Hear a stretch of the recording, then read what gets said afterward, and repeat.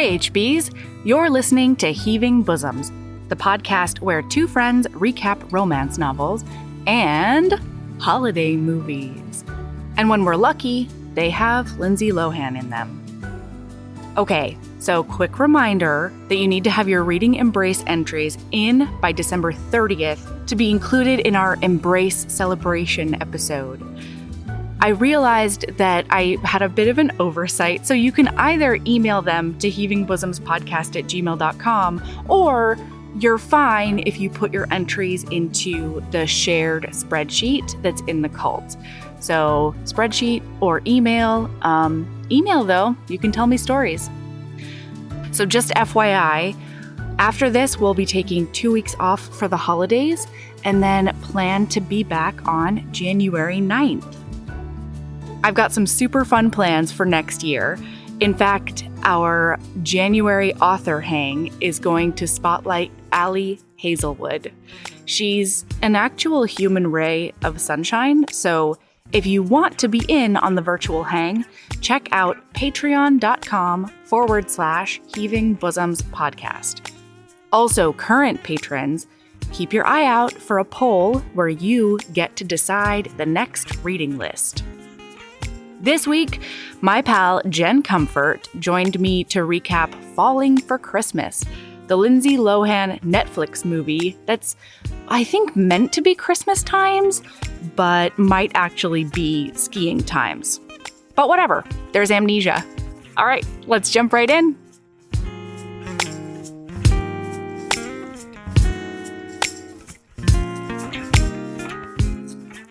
Oh, hello. Hello. Thank you so much for having me on. Yeah, of course. I've been looking forward to this all week, and it's not just because of Lindsay Lohan. Oh, but who wouldn't want to watch Lindsay Lohan all week? But who wouldn't? Exactly. Okay, I have a Phantom of the Opera story for you. Love it. Are you ready? Okay. I've never been readier. So we were a big musical theater family. And like Phantom of the Opera was one of the CDs I would put on so that I could like dance vacuum the house when I was like 6 or something. But seriously, that soundtrack is still something that like, it just like hits me on a visceral level. Mm-hmm. And it seems like you're a little bit into it too. Oh God, yeah. That and Beauty and the Beast imprinted on me pretty hardcore. Ooh. And so needless to say, I decided why not write a romance novel about my favorite melodramatic extra little creepy dude living in the basement. Don't we all love that? Kidnapping is a love language in both. Amazing. It is, don't we all want that from a guy living in the basement? God, I love a fictional kidnap. Ugh. Love it. Actually, I decided to just update mine for the modern era. So mine is my Phantom is actually a woman. She's still creepy and melodramatic and weird, but she's kind of hot too. I mean, the Phantom's obviously hot, but it's even hotter when a girl does it. Yeah, not to be gender specific, but there's something about that feminine energy, no matter what body it's walking in. Yeah, she really owns living in that sex dungeon basement with her rats. Yeah. Oh my God, I'm into it. Yeah. And is the hero a performer as well? He is. So the Christine de Ingenue is Christoph, a German hair metal rock star who is quite innocent. He's only ever been with one woman, his ex-girlfriend of 10 years, who was coincidentally the bassist for their band, and she is fucked off before the story's begun, and he hasn't told the rest of the band that he's been dumped, and he decided to rent out this dilapidated opera house in a town called Paris outside of Vegas. It doesn't exist. And Erica's living in this basement. She's renting out the house because the evil casino developer Raoul wants to tear it down and build a water park.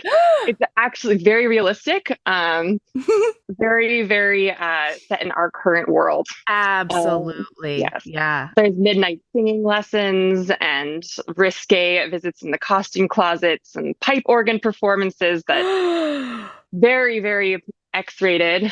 I love it. Oh my God, I love it. So I'm on record on the podcast as saying that you don't fuck the lead singer, you fuck the bassist. Yes. And now I have to say, there's nothing like getting your heart broken by a bassist. Oh my God, yeah. I mean, it's worse if it's the drummer, because then it's just kind That's of true. like you lowered your standards and then they're still dumping you. Nothing against drummers, but Drummers everywhere are shaking their fists right now. but it's the perfect beat. Exactly. Oh my gosh. Yeah, I'm really stoked about Midnight Duet. I think I requested an arc on NetGalley, but I can't remember. Oh, I've been super stoked about it. And the cover is gorgeous. I know the cover artist. He couldn't find good art of a pipe organ. I guess there's just not a lot out there. Unfortunately. So he drew everything on the cover by hand, including like the sexy negligee draped over the pipe organ and Christoph's guitar. It's beautiful. Yeah, yeah. And it's so colorful and vibrant. Ooh. Yes, we were inspired by a lot of hair metal albums. So it's basically like Andrew Lloyd Webber hair metal meets actual like Scorpions hair metal. So it's very over the top. Oh my gosh. Yeah, like all of this is hitting my id. It's just like bam, bam, bam, melodies. This whole book is just like vibes and sex scenes. It was written like deep in the pandemic when I was like, you know what? We don't actually need a plot. This is Phantom of the Opera. We know what the plot is. Let's just go with it. I love it. Oh my God. All right. Well, we got to talk Christmas times now. It's Christmas. Absolutely. Or is it? Is it Christmas or is it ski times in this movie? It's like a very special brand of Christmas where it's just like all about the aesthetic. It's like this movie was a vibe and I loved it. Yeah. Loved the vibes. Yeah, most definitely. Lindsay Lohan was bringing it. Oh my God, was she? Ugh, bringing it back, Lindsay. Okay, so we come in and it's skiing times, everyone. There's gondolas, there's mountains, there's, snow and shit that I usually try to avoid. And Lindsay Lohan wakes up in a like luxury hotel room. She's got a silk eye mask on. And like, I don't know if this was super relatable to you, Jen, but like that's how I sleep. I sleep flat on my back. Full makeup, perfectly coiffed. Mm-hmm. Hair has recently been curled. And there are no sheet marks on my face. You know what I mean? Like there's no creases that you can see. Not with sheets that expensive. No, I mean, it's true. That's what you pay top dollar for, is for like completely unlined face. It's true. It's true. So she is a hotel magnate's daughter, and he has flown her out to Aspen. Yeah, it's not equivalent. I spent the whole movie trying to figure out where this place was, because at one point the love interest mentors Hoosier, and then I'm like, where the hell is Hoosier? What? I feel like I should know that. It's marking me as like a Portland girl who doesn't get out to the A Hoosier country. Is like, here we go. A Hoosier is like an Iowa or an Indiana. I can't remember which one, but it's one of those. I know. So I thought this was like really posh, but I mean, I'm not trying to say that Iowa isn't posh. I just thought that it was like. We would never, Iowa. We would never come for you like that. I'm not Iowa. No, I know you have ski resorts like this. Absolutely. I was not aware you had that many mountains, but I have so much respect now. Yeah, most definitely. And I didn't know that Iowa had those invisible pools on balconies. That pool that got the same shot of the pool that got 5 or 6 different features. You know, that hotel like came out on top from this movie. They were like, we don't care if you film here, but you need to include 10 shots of the rooftop pool. Yep. You rented a drone, bitches. We better use those shots. They didn't even like switch up the footage. It just cuts back to the same shot of the same people in the rooftop pool. The same ladies in bikinis and Santa hats. The same brosif getting into the pool with them. Oh, it's a thing of beauty, honestly. Honestly, the fact that they didn't plug where that hotel actually is the biggest mistake, because I do actually want to go to this hotel now. It looks fabulous. I know. Iowans everywhere are really mad. I know. They worked so hard to sell this. I'm like, screw this small, like, quaint Christmas hotel. I would like to go to the one with the rooftop pool. Yeah. So, okay. So she is the daughter of this hotel magnate. He's flown her out to offer her a job, and I really did like this because she's supposed to be like this super spoiled rich guy's daughter, but she very astutely is like, he offered me the job of VP of atmosphere. Like, he made that up. No, That's here's not the a best job. part is, Melody. So I majored in restaurant management. There is a hotel chain. I don't remember if it's W Hotels or like Kimpton Hotels. Okay. This is an actual job position where they're responsible for like the scents in the bathrooms and like the way that the lobby looks. It's a real job. And I think whoever made this movie must have worked in hotels. And it's sort of like an inside joke. That's great. Fun Easter egg there. Yeah, that's really cute. And she's like, this is a bullshit job. And I think that actually goes to show that her character really didn't need that much developing. Like, sure, she didn't want to fold her own bed sheets, but who does? Fair. I just don't, Like, that's my solution. Is just, I don't. I mean, that's what your glam squad is for. Right. So a glam squad arrives with a man named Terry, and he's going to be her personal assistant while she's there. And there's this whole scene of her on the phone with her boyfriend, Tad. He is an influencer of my dreams. Justice for Tad, Tad forever. Oh, yeah. No, this is Tad's movie. Honestly, I wanted to open this by saying, yes, Lindsay Lohan was the star power, but this movie was all about Tad, and he was wronged and he needed his romance. And the fact that they just like abandoned his storyline halfway through is the biggest failure of this movie. I will rant about this so much when we get to it, but yes, Tad, justice for Tad. He was the best character in this movie. Like, he stole needed the entire no movie. Character development. He was perfect as he was. He was the only person who was like actually really good at his job. Like, I would follow him on Instagram. Truly. And then these horrible things just keep happening to him. He didn't deserve any of it. I know. Is he a blowhard? Yes. Okay. Yes, and the stretch Hummer was a little bit much. I mean, in this economy, but it was more practical than the people pulling up to like a mountain ski resort in a freaking Ferrari. Like, is that a four-wheel drive car? How did you get that up there? I know. Just so I don't forget later on, they pull up in a Maserati and they show like the Maserati logo or whatever. And listen, I don't know if it's because of the bubble I live in or the way that the light was hitting over my eyes, but I was certain that logo said Monster Bait. And I was like, how did CM Nascosta get an Easter egg in here? Oh my God. And then I realized I was a dumbass. So you know what? It's like one of those Berenstain Bears situations where like it actually did say that and they had to change it because, too many people caught on. Jen, I like this energy. Yes. Yeah. CM Nascosta forever. It is the season of miracles, okay? Let's choose to believe. It's true. Okay. So he's like, you don't even want that job. Like, you want to be an influencer. And so let's announce our relationship online for the first time in a year. I'm Tad, and I'll get your numbers up so high. Tad is all about the metrics. Mm-hmm. Tad is like very serious at his influencing job. And he's good. Yeah. All right. So then Sad Blonde is at the dad's hotel. No, they meet on the slopes.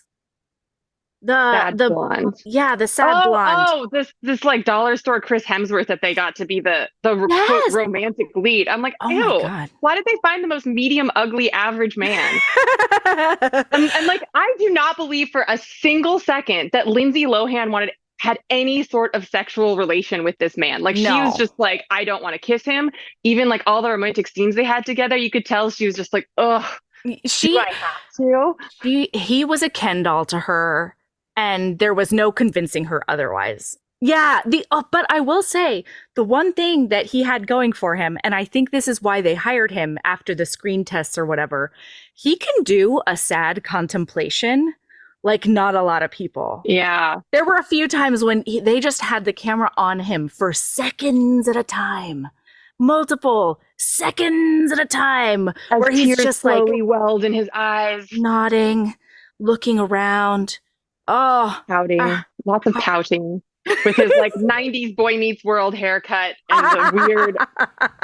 Yeah, it was like, are we bringing that back? I have mixed feelings. Because yes, I hear you. 12-year-old me is like, that is so hot. It is so dreamy, boy band hairstyle. And then 36-year-old me is like, this is what we want. Are we doing the bell bottoms and this haircut again? Oh my God, I guess I'm can't. on board. I just don't want to. I will say I went to Old Navy for the first time and I cannot tell you how long because apparently I don't leave my house. And I was like, oh my God, there are new clothes that I could put on my body. Let's go explore. So I went in, and this is actually going to be my lady love later. There, I swear to God, they were called like higher than high jeans or something like that. And they come up to above my belly button. And it is the best thing in the whole world. So if I have to compromise on bell bottoms to get that in a regular store, I think I have to do it. I think I have to just succumb to the times. Yes. Well, I've heard that they're trying to bring low rise back, so we might as well just enjoy the high rise. No, absolutely not. Stock up because they're going to go endangered. I showed too many people my butt crack already. Okay, fashion industry. Too many people have to pay for that. Okay, we're not paying for jeans. People will pay to see our butt cracks. That's what I'm saying. 2022. Yes, exactly. Anyway, sorry. So, knockoff Chris Hemsworth is approaching the magnate on the slopes because he's getting his morning ski run in. And he's like, sir, I want to talk to you about investing in my hotel. And the magnate's like, gotta beat me to the bottom first. And there's a big action ski sequence. There's way more of these than I was expecting. I'm not going to lie to you. They paid for a green screen and they were going to get their money's worth. Oh, it's true. It's true. Yeah. So they get to the bottom and he lets the dude win. And then at the bottom, he's like, okay, well, you can talk while I walk or whatever. And he's trying to get him to invest into this like little mom and pop bed and breakfast ski resort that's nearby because it is in absolute shambles. And apparently new skiers like that more than they like a fancy schmancy resort. I did not see the correlation there. No, the sales pitch wouldn't have worked for me either. I mean, honestly, like the hotel, like Daddy Beaumont did nothing wrong. He's like, why is my competition trying to convince me to invest in them? Like there's not really a pipeline there. Yeah, well, and like it's not even, I feel like it's barely even competition. You know what I mean? Because like I worked tangentially with hotels as well. And it's like the sales pitch that it should have been is you've got the luxury resorts already. Now you should get into the dollar menu market. Yeah. You know, it's a good point. Why didn't Daddy Beaumont just be like, cool, I'll buy your hotel from you. It's failing. Yeah. Like, I don't even need your permission. I'll just buy it out from you. And then I own the entire like vertical market. Absolutely. Anyway, listen, it's because we're business people, Jen. And nobody asked us. Tad would have come up with that idea if Tad was in hotels. Tad and his fucking metrics. It's true. Yes. Okay, so she comes down because he gets just like backhanded by Daddy Beaumont. He's just like, I can't with you. Thank you so much for coming. Have some hot cocoa. Bye. And so she comes down and the elevator doors open. And there is a before this red jumpsuit time in my life and then an after this red jumpsuit time in my life. The red Valengagi haute couture onesie. Haute couture onesie. Thank you for marking that because that is what Tad says. Yes. I was like, this is everything. I was actually really hoping that the slow-mo fashion scenes were going to be throughout the movie. I know. And I feel like this teaser really let us down. Wouldn't it have been so funny if like when she was in her blue crocheted aspen sweater later, they did the same kind of like fashion shot? God, that would have been hilarious. Anyway. Yeah. Okay, so he spills cocoa whipped cream on her haute couture onesie. Tad might have an aneurysm over it. He's about to faint. As he should. That is an amazing outfit. He ruins it. Respectable. Yeah. Yeah, and she's got her, like, can we mention also the bejeweled heels in Christmas colors? Oh. The Christmas, like, wide sunglasses for for Aspen, I guess, or Iowa Aspen. Iowa, yeah. And the hat, the completely inexplicable wide-brimmed black hat. The whole thing was sense, just, and I love it. It was just fucking magic is what it was. Yeah. It's like the most impractical outfit to ever wear at a ski resort. And it was perfect. Yes. And it does obscure her face just enough to where you would believe that maybe a himbo wouldn't recognize her later.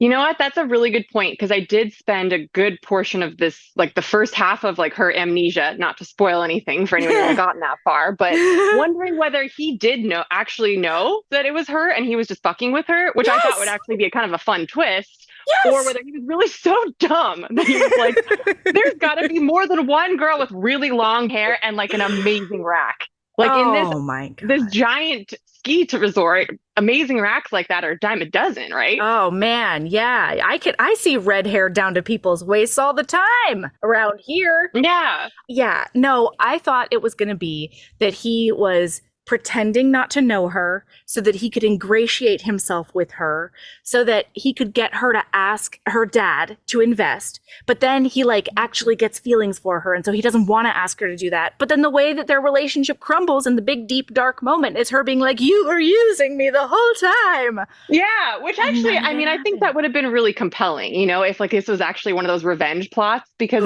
there's some great historical romances that do that. Like Sherry Thomas's her amnesia book was fantastic. It was all like, I'm going to get revenge on you. And then it's like, oh shit, now I'm in love with you. That would have been great. But no, it was just that he's really dumb. He doesn't have eyeballs sometimes in his life. It's a whole thing.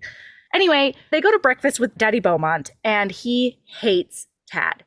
He hates him to death. He cannot with this man. He says that influencers are basically salesmen, and Tad does a spit take that's like 3 miles long. It's incredible. I mean, he owns a hotel chain. What is he like?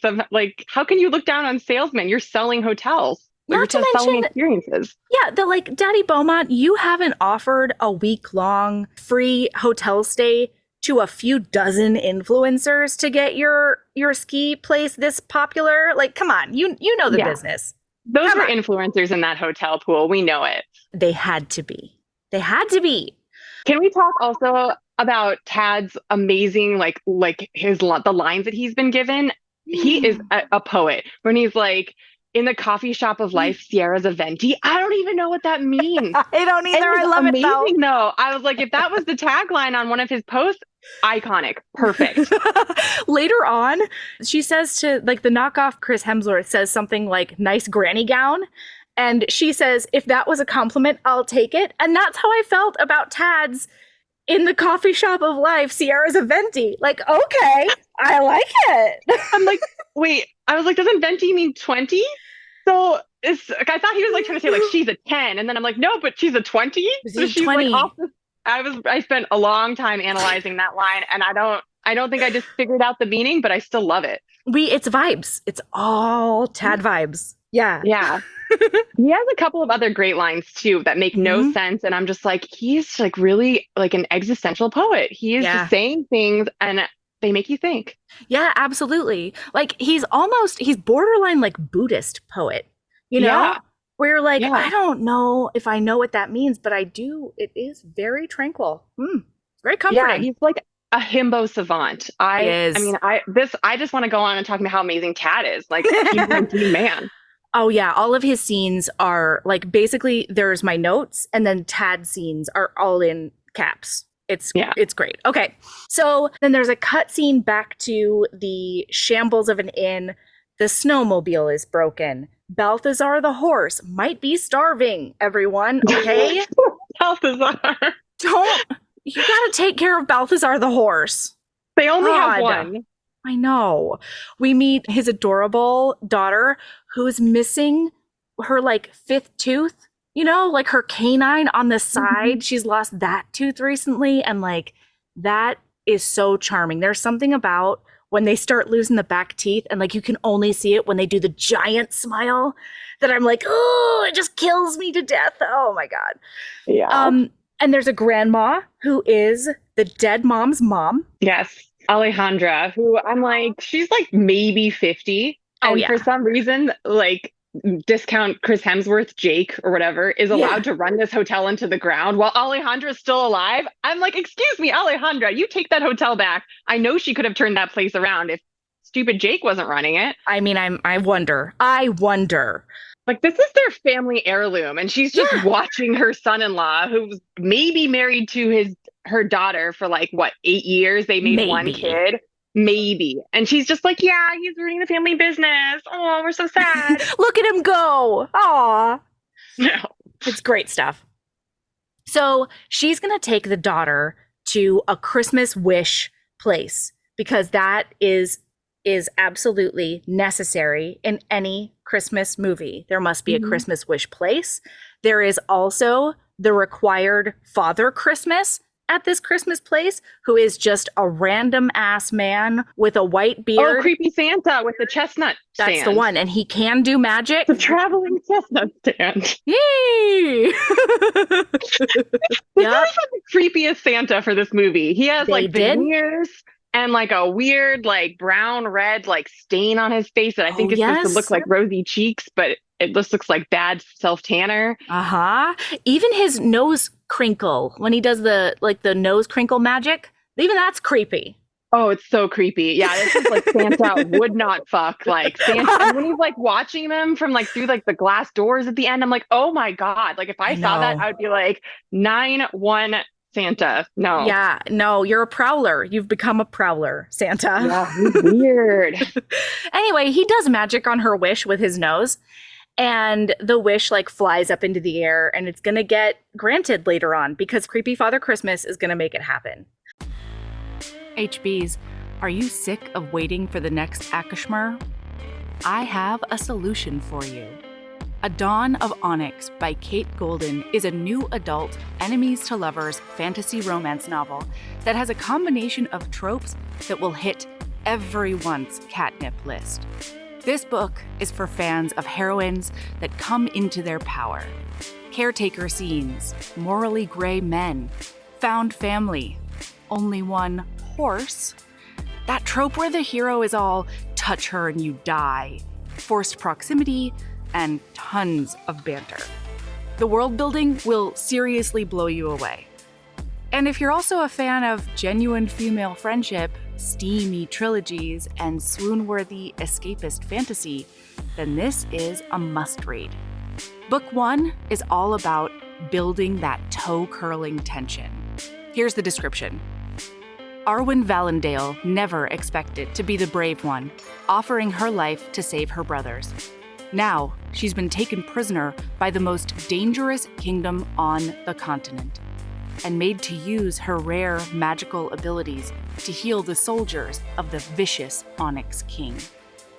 Arwen knows better than to face the ancient, wicked woods that surround the castle on her own, which means working with a fellow prisoner might be her only path to freedom. Unfortunately, he's as maddening as he is cunning, and seems to take twisted pleasure in playing on Arwen's deepest fears. But here, in the ONYX Kingdom, trust is a luxury she can't afford. To make it out of enemy territory, she'll have to navigate backstabbing royals, dark magic, and dangerous beasts. But untold power lies inside Arwen, dormant and waiting for a spark. If she can harness it, she might be able to escape with her life, and hopefully, her heart. One reader said, I was seriously blown away by how good this book was. Not only does it have an amazing combination of tropes, but also the author's writing style is so compelling I couldn't put it down. And Britt said, I loved everything about this book. If you loved the Plated Prisoner series, I highly recommend this. This slow-burn adult fantasy romance layered all of our favorite tropes so well. It didn't feel overwhelming, and the pacing is amazing. This book took so many twists and turns, and I loved the way the world building was sprinkled throughout the whole story. I'm including buy links and Kate's website in the show notes, so after you pick up A Dawn of Onyx, make sure to follow her on social media so you don't miss book 2. Meanwhile, Tad has taken Lindsay Lohan up to the top of a mountain. He's tried to voice activate the trailer that the snowmobile is on. He's been like, snowmobile, get down. It's so good. Yeah, he takes her to like the most dangerous summit and he's going to propose. And he does. And it's beautiful. And there's like that yellow diamond, canary Yes. one, maybe. I thought the way he proposed to her was amazing. The one like, I can't put my finger on it, but maybe you can. I was like, oh my God, like that is so fucking smooth. Like, yes, Chad. Yeah. I'm honestly disappointed that he didn't record the whole thing. Like he should have had like his like if he was a real influencer, he would have had the stand all set up and like. Thank you. That was my note as well. I was like, no influencer worth their salt would do a proposal without filming it. Come on. Yeah. Jeez Louise. Yeah, and like the way that he had to go down to his knees with his snow boots on, like the ski boots. Oh, everything about it was perfect. It was amazing. The diamond was hideous. That is the worst ring I've ever seen. It was real bad. Yeah. But she loves it. It is too big though. And she continues saying that out loud to him. It's too big. It's too big. Yeah. Yeah. Well, Chekhov's ring in there. Yeah. And so the same nose wind that did put that wish up into the air by creepy Father Christmas, that nose wind does create a wind storm on the top of the summit that then knocks Lindsay Lohan off of one side of the mountain and creates a vortex to hell.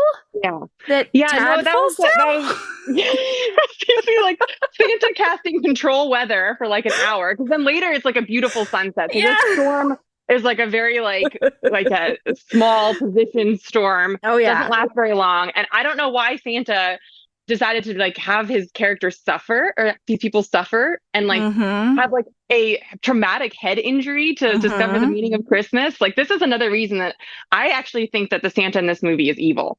Like I think he is the villain of this movie, and because he's so creepy, and everything he does is just like torturing the characters for no reason. Like Tad's entire trauma that he goes through, where he nearly dies of hypothermia, and like Tad's hero's journey was intense. It was so intense, and it had like no purpose whatsoever. It was really just to make Tad suffer. No, I hear you. It was like he literally, it wasn't just like he fell off the other side of the mountain. It was like the ground beneath him crumbled into a chutes and ladders chute that took him into a glacial forest beyond. It was nuts. It was nuts. There is a really great falling scene though. Yeah, it's amazing. I think we can understand how Tad can't ski, because like we just assume he's never done that before. But it also becomes clear that Lindsay Lohan's character can't ski, and her dad owns a ski resort. So this is where I have questions, because it's never actually established, even later in the movie when Jake is teaching Sierra how to ski. It's not clear whether she actually can or not. She's like, I wonder if I'll remember. And then she does a very mediocre job. So yeah, she does a job that roughly I would do on skis. Yeah. If one were to get me on skis again. No, and like they clearly got like a stunt double, but the stunt double is not good at skiing either. So I don't know if they got like a discount stunt double, or if it was meant to be just like some random extra being like, you want to ski down? Just do an adequate job. That's so Neither too good nor too bad. Oh, we forgot to tell them about the car ride. I'm so sorry, listener. I have to back up a tiny bit before Tad's journey to another dimension. On the way up the hill in his SUV or whatever, Jingle Bell Rock comes on, and Lindsay Lohan starts singing to it. Mean Girls reference. This Easter egg. And then he's like, oh, it's a little pitchy, sweetie, which is like basically a Step Brothers reference. Yes. Where like the evil like brother tells the caroling family that they're not doing a good job singing. I love that. And he like discourages her from singing and changes the channel to "I'm all out of love. I'm so lost without you." Honestly, Tad. So great. So on the money. I love this movie. Definitely does poke fun at itself a little bit, and I respect that. Like they know what they're doing. No, I really liked it. I actually wish they had leaned into it a little bit more, because they were very sincere in places that did not require it. Yeah, and no, I think that also if they were going to mention that she was pitchy here, they do bring the singing back later when she's singing at the Christmas tree, but they never they don't actually have her sing or give a performance. And I think that is a missed opportunity for her to turn out to actually be an amazing singer, and then have her say, Daddy, I can't take this job as VP of Atmosphere because I'm going to become a singer.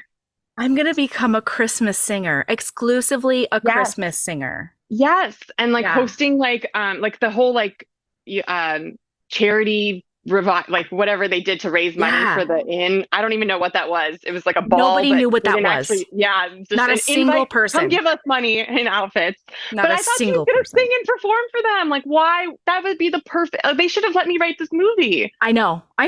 Well, here's the thing. So apparently, Lindsay Lohan had a conversation with the creators of the movie, and she was like, "Oh my gosh, what if we did like a whole Jingle Bell Rock thing and like we recreated the dance number?" Oh my God, yes. But then it seems like something happened. I don't know what happened. And then later on she was like, and then I was like, oh no, you can't touch Mean Girls. Oh no. So I just like sang, and then she did the cover of that song for the credits. Oh. But her performing at that Christmas benefit situation would have been incredible. That would have been perfect. That would have taken this movie to just like pure icon territory. Absolutely. Oh my God. Okay, so she bonks her head hard at the bottom of the mountain, and she's passed out. She is mightily concussed. Okay.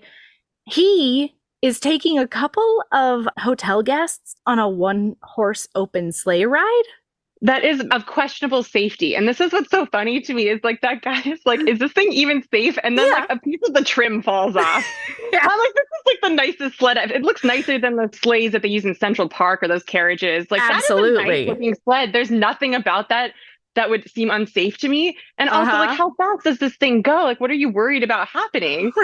Right. And how far are you going? It can't possibly be that far away from the hotel. Yeah. I'm like, oh God, you're worried about like having a 5-mile-per-hour accident with poor Balthazar, who's been starving to death and can barely pull this thing. Poor Balthazar has to work for no food. Anyway, so... And when they cut to them on the sleigh, supposedly they are purportedly singing like Jingle Bells or something. And their lips are clearly being sung by more than 3 people. Absolutely. And like their lips chorus are not moving at the same rate as like the song. It's so good. Oh my God. It's like they filmed them singing and then they were like, ooh, this is bad. We need to dub over it. Yeah. To not bother to match it up with the movie. Yeah, hating this is what they said. So now he looks over and he does see the absolutely atrociously concussed Lindsay Lohan, who, thank goodness, is in a bright pink snow outfit. And this is what makes me wonder if this is like a Mount Everest reference, because they have that like one body on Mount Everest that they use as a waypoint in a neon green ski suit. And someone's like, oh, it better not be a dead body. And I'm like, that's fucking dark. It's really dark. Yeah. I forgot that person was in neon green, though. That's great. Yeah, it's like a very well-known waymark now. And they like everyone's like, why don't they move the body? But it's just like too dangerous to do so. No. Don't risk your life for that. That person lives there now. Anyway, so he gets her and he takes her to a hospital, and everybody finds out that she has amnesia. She has no idea who she is or whatever. And my husband, Michael, was cleaning the fish tank as I watched this section in the same room. And he got to witness the glory that was Lindsay Lohan saying, my name is. And he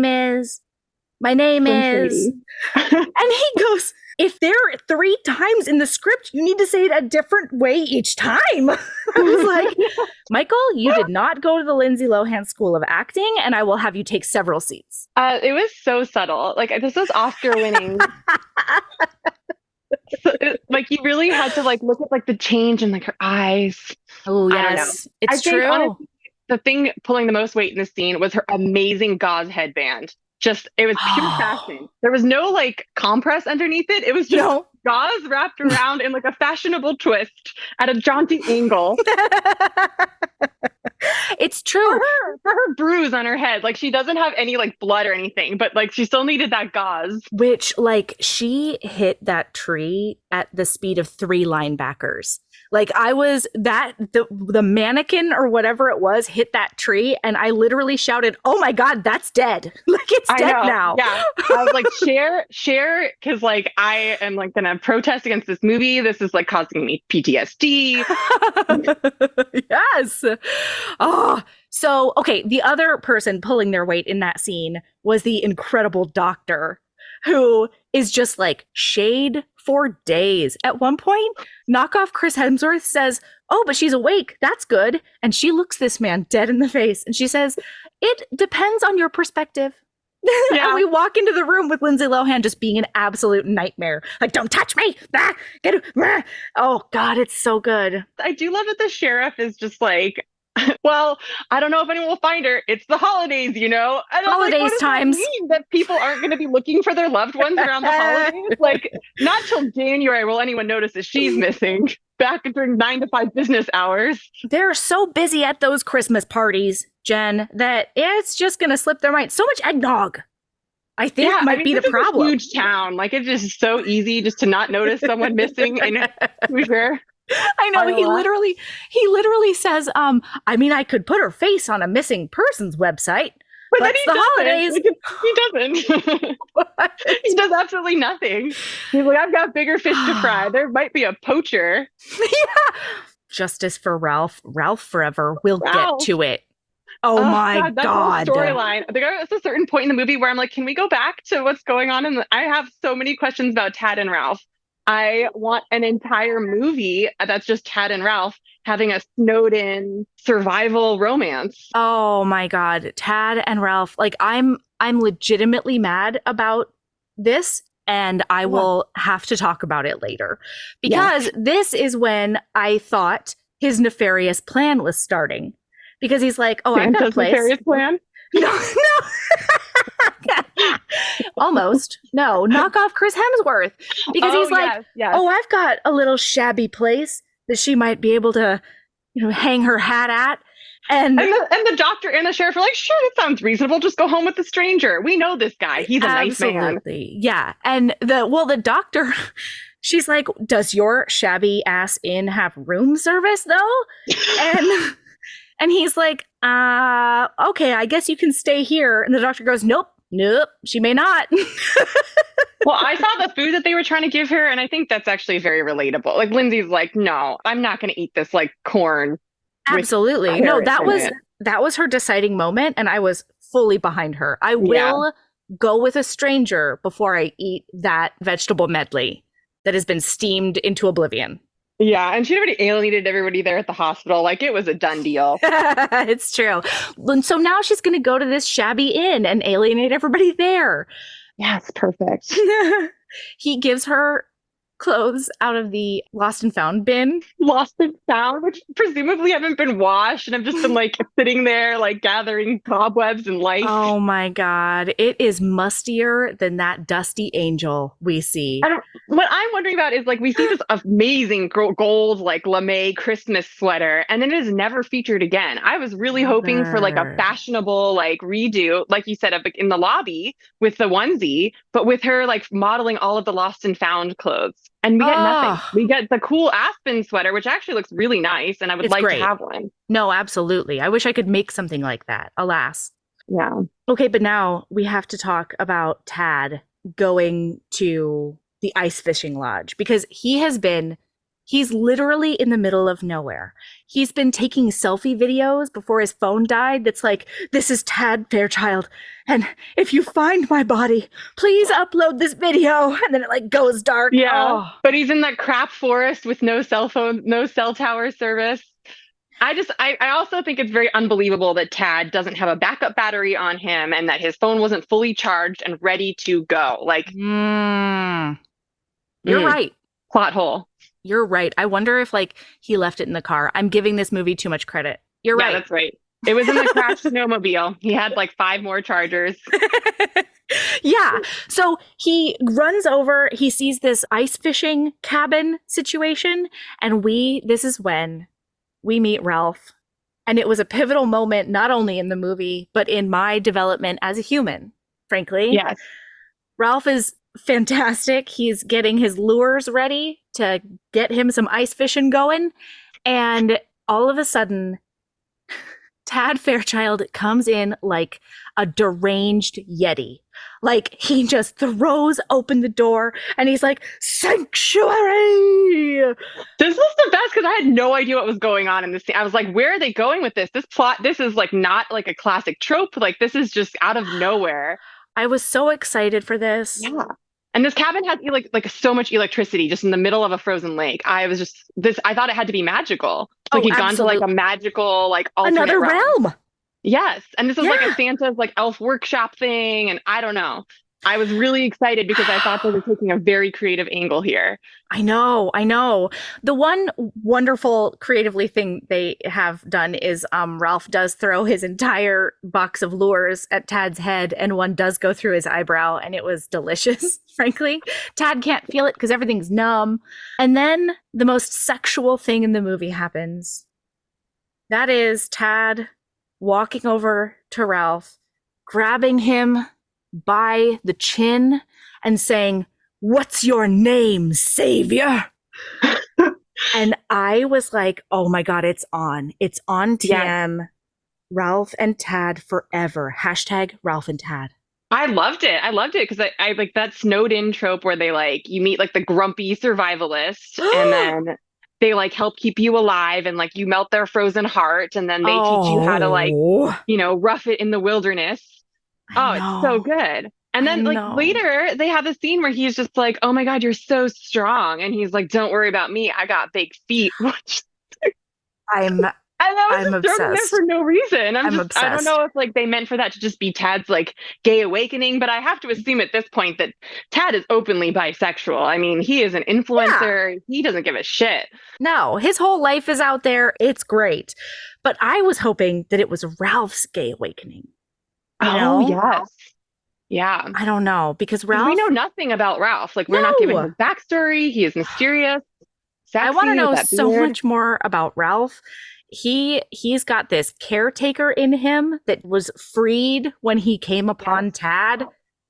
What if Ralph was the real Santa and then he was replaced by evil Santa and he was exiled to the South Pole, which is in this alternate dimension on a frozen ice lake? That's what happened. Yes. That's why this movie isn't right. Yeah, it's Parent Trap, but with Santas. That was like the subplot, the B plot that kind of had to get cut for time. It did. It's on the cutting room floor and they made bad choices. Fuck. I will be writing fanfic about this later. I like it. Find it in the Patreon. Oh, I love that. Yeah, it's so wonderful. My note is, "What's your name, savior?" is the most sexual line in this movie. Tad is a miracle, husky and delicious. So delicious. Oh, yeah. I was like, I like it because he's so unassuming at first. And then you look closer and you're like, I would hit that so hard. And so would Tad. I mean, Tad is a very good looking man. Like he takes care of himself. Better than I do. That's for damn sure. Oh my God. So she wakes up and she's in the exact same position, except that instead of a silk eye mask, she does have a Christmas sock over her eyes. And I don't know why I found that so funny, but I was like, you did it. You worked. It worked. You got me. Yeah, that's the poor man's version. They don't have sleeping masks for poor people. You can only use socks. No. Okay. She meets Avi at this point, the daughter, and Avi names her after one of her stuffed wolves. And I don't know what kind of symbolism that is. Like, was that her welcoming Sierra into the pack? Like, I don't know what it was, but it felt. I like that. I like that. Monumental. You know what I mean? Yeah. Well, I also love that she names her Sarah, which is like literally the same name as Sierra, and it doesn't trigger anything. She's not like, oh, Sarah, that sounds so familiar, huh? Sarah, Sierra. Nope. She's just like, oh, that's a nice name. Sarah's a great name. Meanwhile, she passed over Frankie. Okay? Frankie is the obvious choice when given the option. Come on. It almost makes me wonder whether Lindsay Lohan has played a character named Frankie or something. Like if that was another what those names were references to something. I should have looked that up. I'm going to get my Google machine out later. But can we talk about how shabby this hotel is? That they all, like, they don't even have heating. They have to have these enormous fireplaces in every bedroom to heat them. Like, the amount of wood that goes into, like, heating this room. Knockoff Chris Hemsworth is basically shouting like, it's atmospheric all over the place. It's ridiculous. And it's a shabby hotel because it's only one story, apparently. Oh, wow. I did not opens clock the that. windows and like there's just people outside the windows, not like a view of a pool. It's true. Yeah, it's the same family every morning, as if they're like stuck in a Twilight episode. Okay, so then they talk about Avi's dead mom and they bond over having dead moms, and it's really sweet. Lindsay Lohan says one of the most charming things she says in the movie at all, and that is Avi says, I can't tell you, you'll think it's weird. And she goes, I don't even know my name. There's nothing weirder than that. It's so I think sweet. it's a single thing weirder. Yeah. And then my next note is this shot of the ladies in the pool again is hilarious. I'm loving it. Yeah. And then she goes out and she's like, oh, no, no, no, no. I know that you cook breakfast for your guests every morning, but I'm perfectly capable of making my own breakfast. And I think this was real. Jen? Yeah, no, this is her actually trying to cook breakfast. I think they threw Lindsay Lohan into that scene and said, let's see what happens. And then this absolute fucking gold came out of it. She pours it. Just cook an omelet, like however you would do it at home. And she's like, I got this. I got it. No worries. Step aside, producers. Throws it on the pan. Also, the idea that they've cooked breakfast. This is a B&B. They've cooked breakfast for this. I don't know how many rooms are in this hotel. It looks quite large from the exterior shot. Yeah. And there's a bunch of families sitting there. But they've done it all on 2 hot plates for some reason. Like all of it. They don't have a dish machine or like anything. It's just like a bar area that they set up hot plates on. Nope. 2 hot plates in a dream. Really. That's what the whole hotel is. Oh, hey, HBs. I don't know if you've heard, but we have a Patreon. For as little as $5 a month, you get over 150 bonus episodes, most of which include Aaron, videos of regular episodes, author hangouts, and so much more. Do you want to hear Aaron and I recap every single episode of Crash Landing on You? What about a little film called Psycho Stripper? Do you want more recaps of ridiculous Thanksgiving and other holiday books and movies? And how do you feel about Naima Simone and I recapping amazing reality TV? All of that and more is on the Patreon. There's so much content at your fingertips as soon as you sign up. Seriously, hours and hours. Anyway, it's patreon.com/Heaving Bosoms Podcast if you want to check it out. And of course, that link is in the show notes. Keep being a badass. Okay, so then he's like, why don't you have a seat, sweetie darling? And she's like, I think that's a good idea.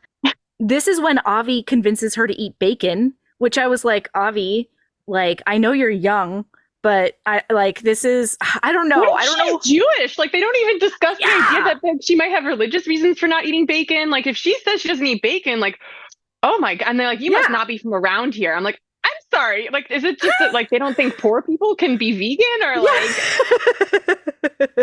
there was a lot of coded thing. I was like, this is offensive to me. It was okay. I'm glad because I was like, I think I'm like being a snowflake right now. You know what I mean? But I was just like, Avi, no. Like, if that was my kid, I would have been like, leave her alone. Yeah, this is definitely like pandering to that crowd, you know? Like, you know, like all of these Christmas movies just have like a little bit of that, like, we're pandering to we're a little conservative and we believe that red meat is the only way to go crowd. I get it. No, totally. Totally. I mean, these are just like rewrapped like inspirational romances. Instead of God, they have Santa that plays the same role. So I understand what the market is for it. But this was like a little heavy-handed. I just, they went too hard on it. Yeah. And frankly, same amount of penis, which is a problem. Yeah.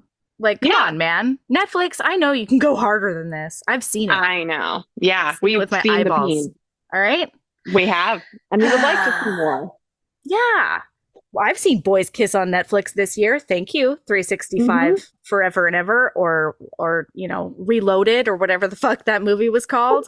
the final 365. The final. It better not be the final one. Better not be. There better be a whole HEA movie where we just watch the three of them bang. Going forever. They're gonna milk that lack of plot for all it's worth. They have to, right? God like, just if only for me. Yeah, more Why yacht not? sex. I mean, that is like the easy. Like, they are printing money, and all. They don't even have to pay script writers. No, they do have to buy the rights to a lot of music, but they produced for that last movie. The last two movies, they wrote 25 songs just for that movie. All of the money that they could have spent on an actual script, they just spent on hiring one person to make a bunch of nonsense R&B songs. Truly. I am so happy for them. Me too. Oh my God, they're living their best fucking lives. They really are. And he says, I feel like I've met her before. And we're like, yeah, Jake, you think? Something about these gigantic boobs is ringing a bell. Okay. Can't put my finger on it. I don't know what's happening. All right, so now we're back at the ice hut, and Ralph's truck is just not working. Period. The end. No questions asked. Ralph is just like, well, I guess we gotta hike for 2 days through the snow drifts. And he's very excited about it. He's like, very cheerful. He's like, well, this is going to be a fun adventure. If I had some forced proximity with a hot little number like Tad, I might hike 2 days in the snowdrifts, okay? Like, and we're going to have to huddle for warmth. Oh, boy, are they. And this is when, what's my note? Okay, it might be later, but what happens right now is that he offers to cook fish for Tad, and Tad's like, no. Fish are pets that are in my saltwater aquarium. And so this man just throws a hatchet at Tad's face. Tad manages to catch it, thank the goddesses of everything. And he says, what's this for? And Ralph says, I don't know, hurl it at a squirrel. There's a lot of like anti-vegan sentiment in this movie, all right? Like, first they're trying to get Ralph to eat something that he sees as a pet, or not Ralph, Tad. And then they have Lindsay eating bacon. And I'm like, this is just so rude. No squirrels were harmed in the making of that movie. Yeah, because then later I do think he has because then Tad eats beans later. They never actually show Tad eating any fish, which is fine.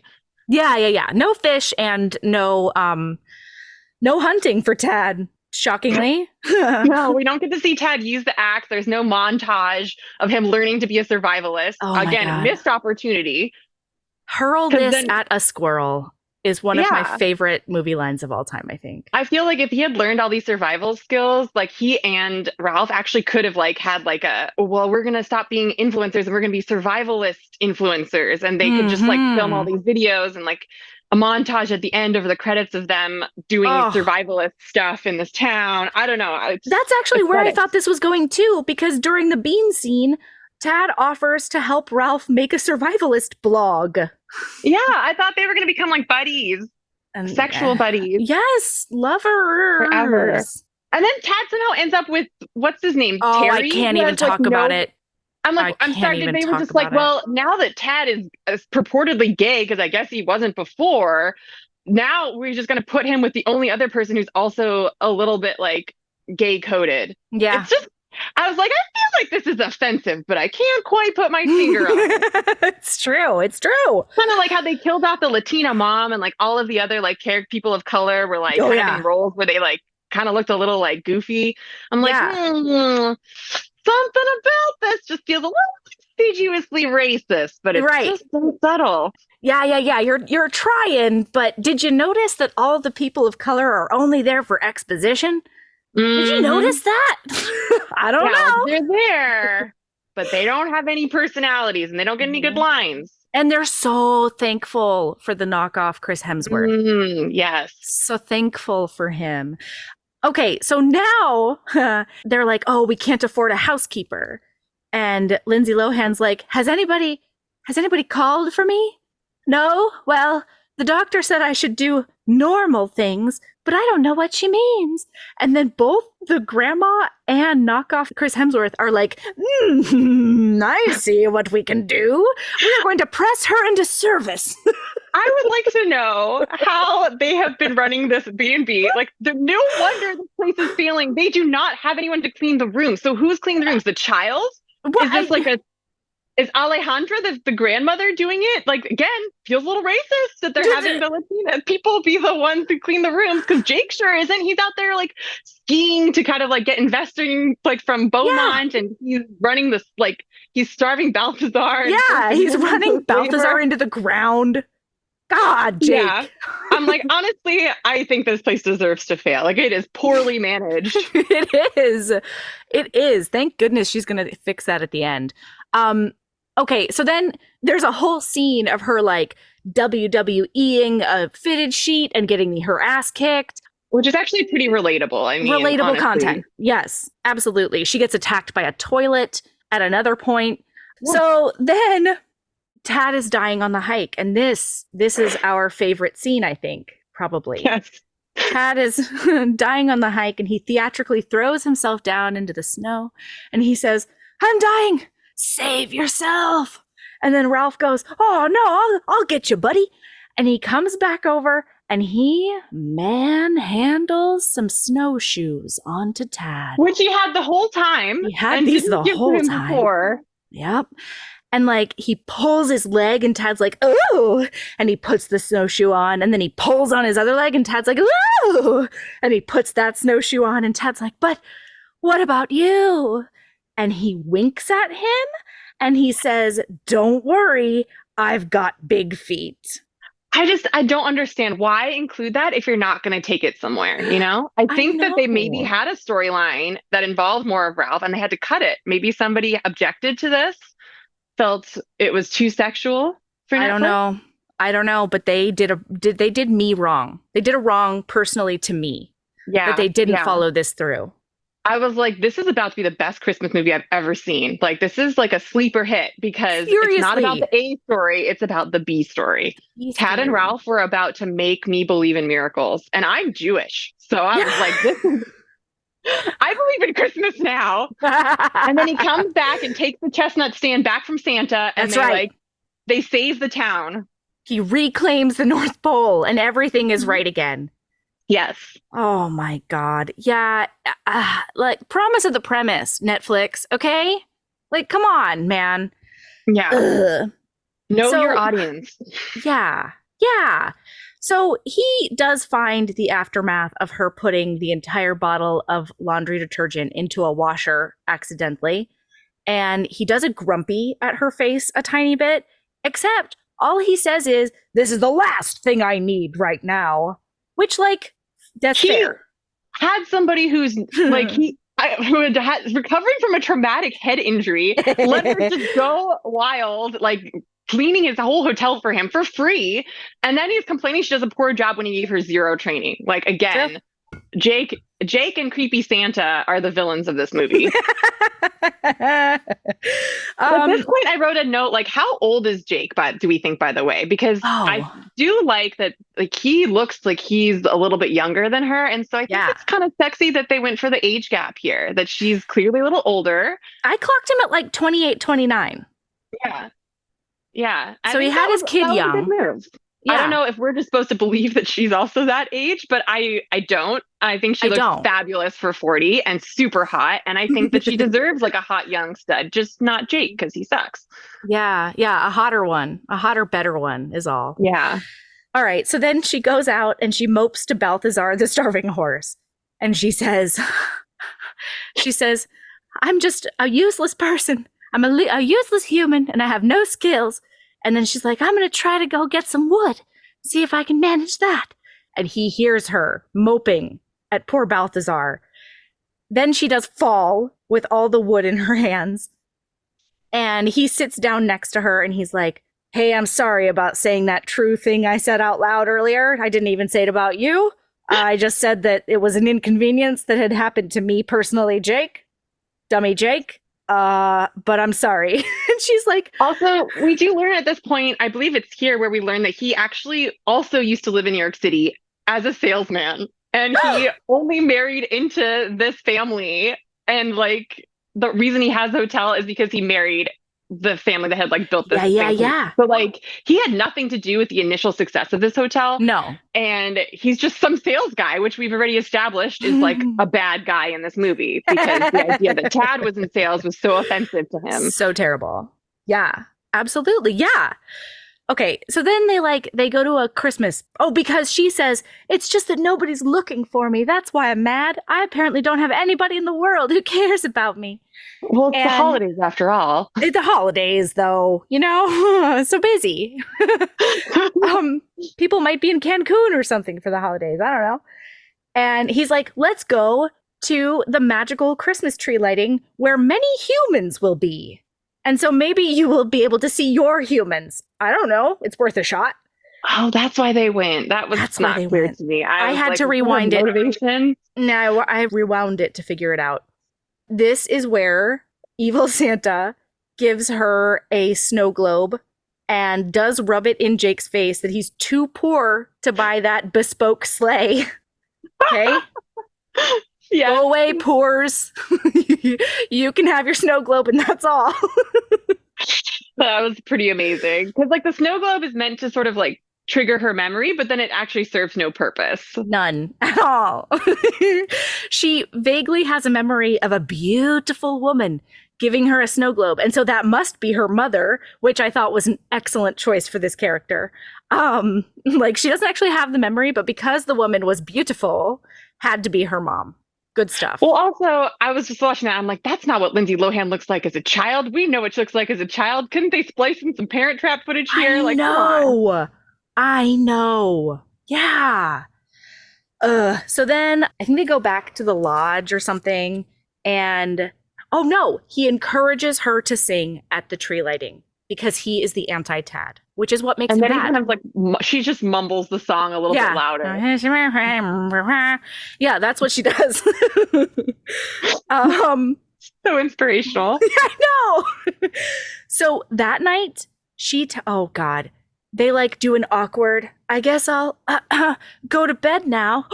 It's been such a long day. And then she calls him back and he's like very eager to come back and talk to her. And she says, Jake, I don't think I've ever met anyone like you before because I know I would remember it. She has amnesia. She doesn't remember her own name. That's not how medicine works, though. Like medically speaking, that's not how that would work. I think we can conclude that Lindsay does not have medical training in this movie. But yeah, it was it was a little magical. I thought that was actually a pretty smooth line, though. It was. No, absolutely. It touched me just a little bit. I was like, oh, that's kind of sweet. I know. And like, if the goal was getting into his pants, good work. You did it, Lindsay. Like pants and heart right in that one line. But now she's like getting the hang of this being a regular person thing. And she wakes up happy and she makes her own bed. And he does the thing where the dude comes around behind the lady and holds onto her hand while she tries to do a manual thing. And she's like, I'm helping. She does flip a pumpkin pancake for breakfast. Great job. And you know that how many takes that scene took. Oh my God. So many pancakes just were offered to the pyre that was those hot plates in this, trying to get this shot. Offered to the pumpkin pancake gods. That took more training than anything else in this movie. So good. Yeah, and like he's on the guitar and they're having a family Christmas Carol sing-along. And like, that's not real, is it?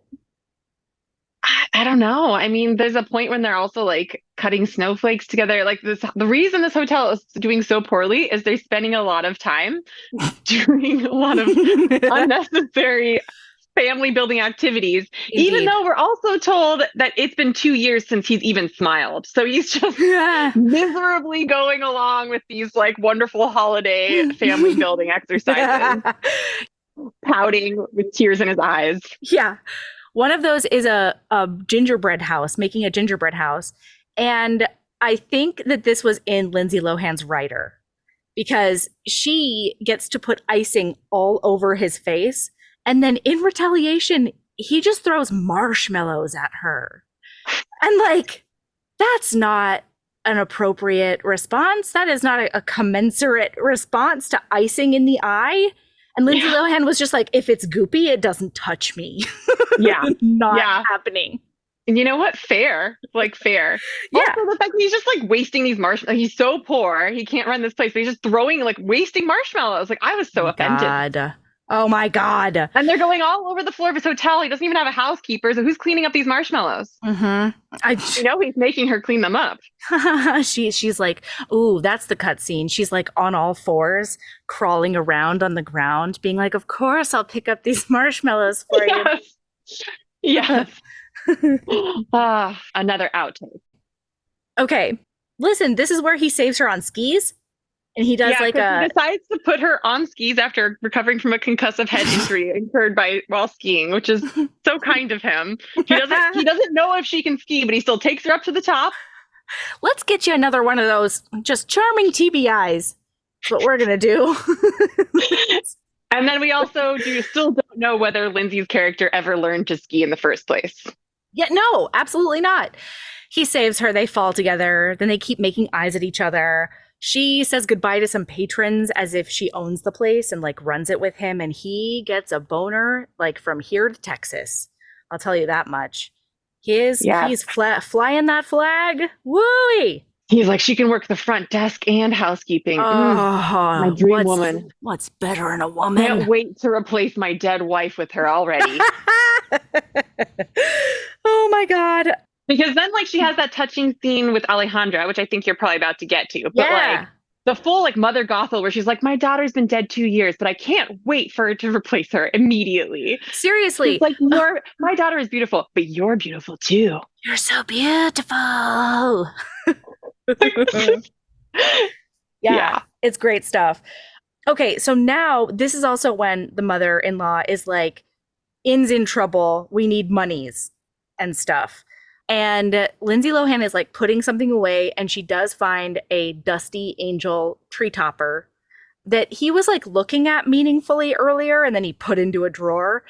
And he comes in and she's like, oh, what's this? It's so pretty. And he says, that's my dead wife and I bought it together. And I'm just, it's dead wife stuff.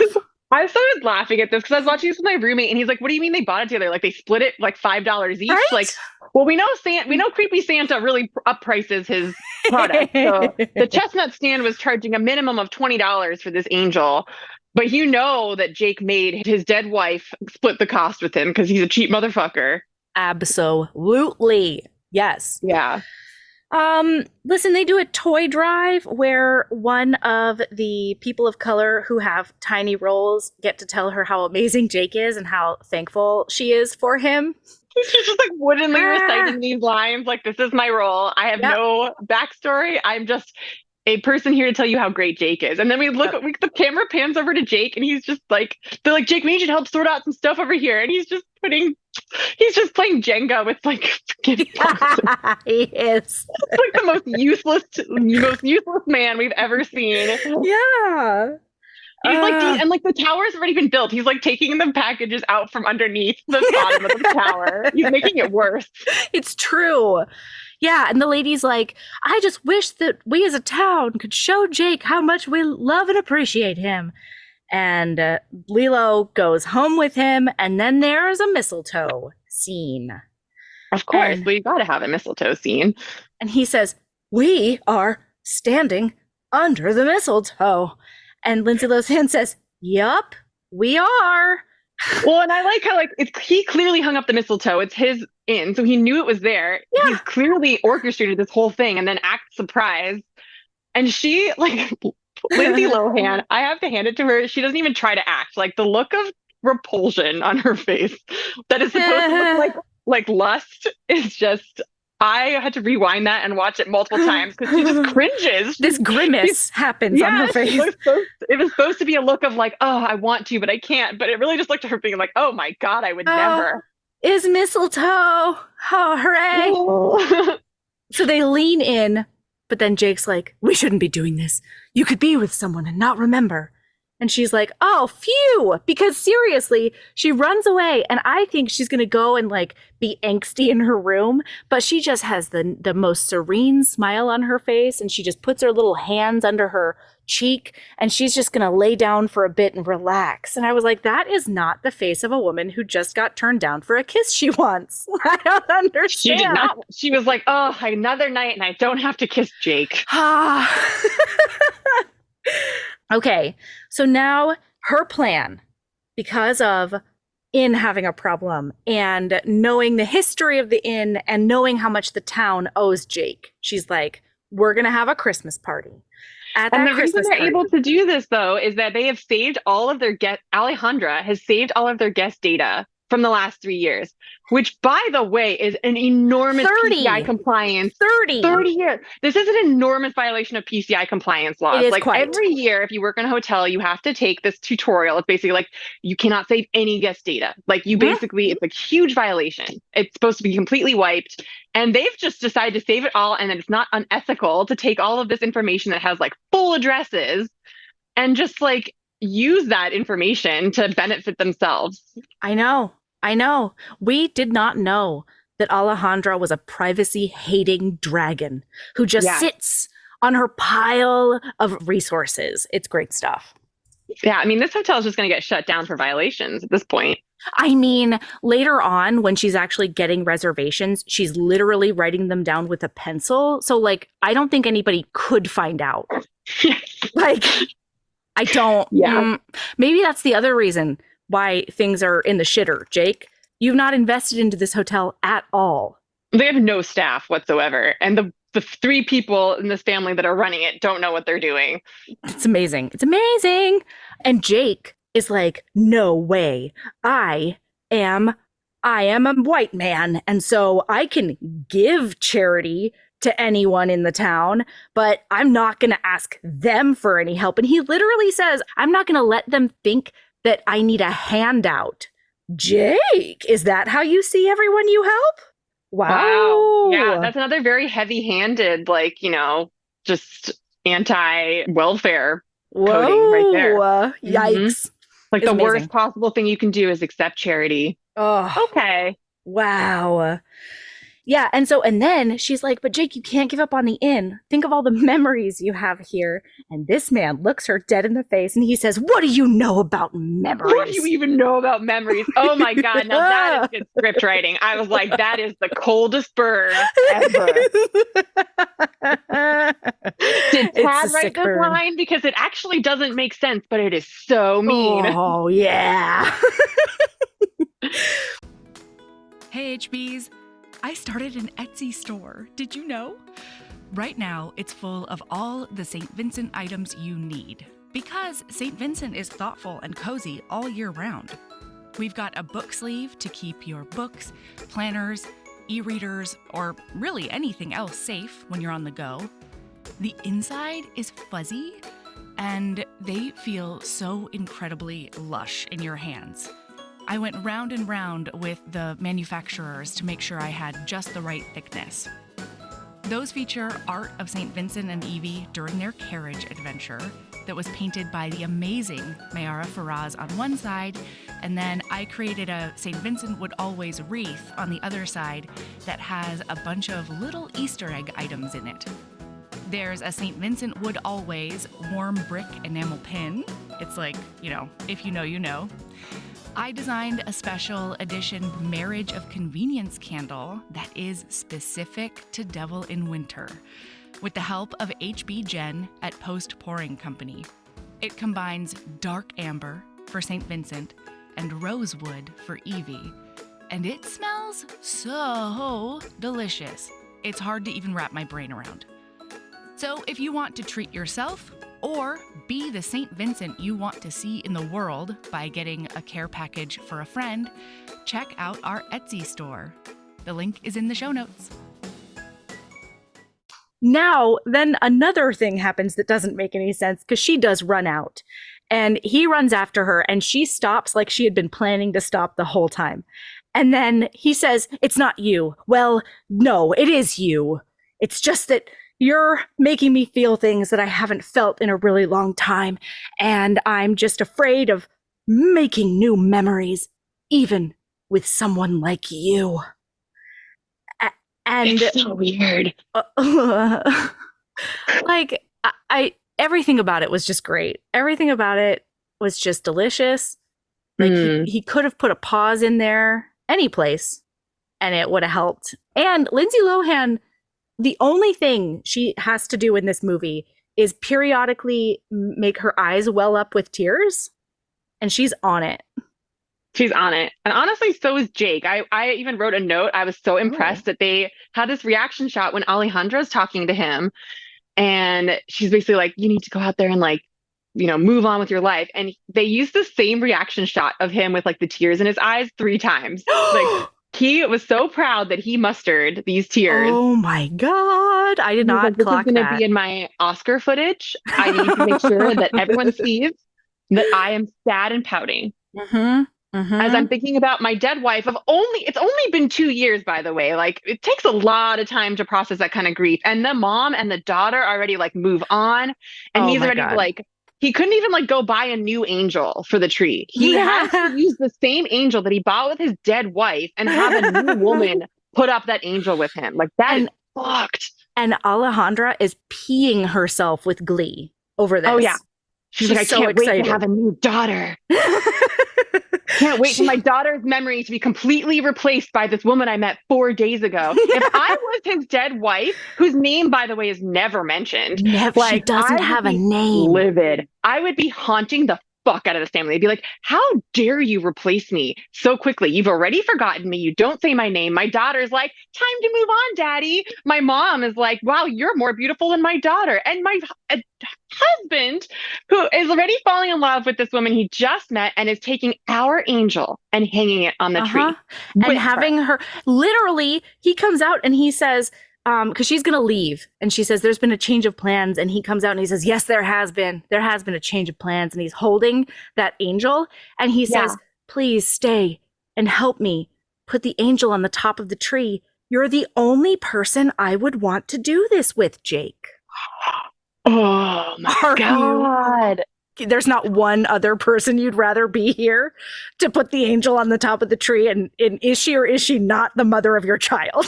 Like, what the fuck, like, dude? This is the worst betrayal. Like, that is like so fucking cold. So cold. It's good. It's so good. Oh my God. I was like, Jake is the most evil person in this movie. It's so good. Okay, so now he's like, also, totally on board with party. Let's make some flyers together. And then we finally cut back to Tad. I know, listener, it's been too long. I have like multiple notes of like, where is Tad? What's going on with Tad? I'm so sick of this main storyline. I'm very stressed out that Tad is dead because we haven't heard from him in so many days. And it turns out he's just eating spicy beans. He's eating beans by the fire. I don't know. Was this like a Blazing Saddles callback? I don't know what they were doing in a different way by this scene.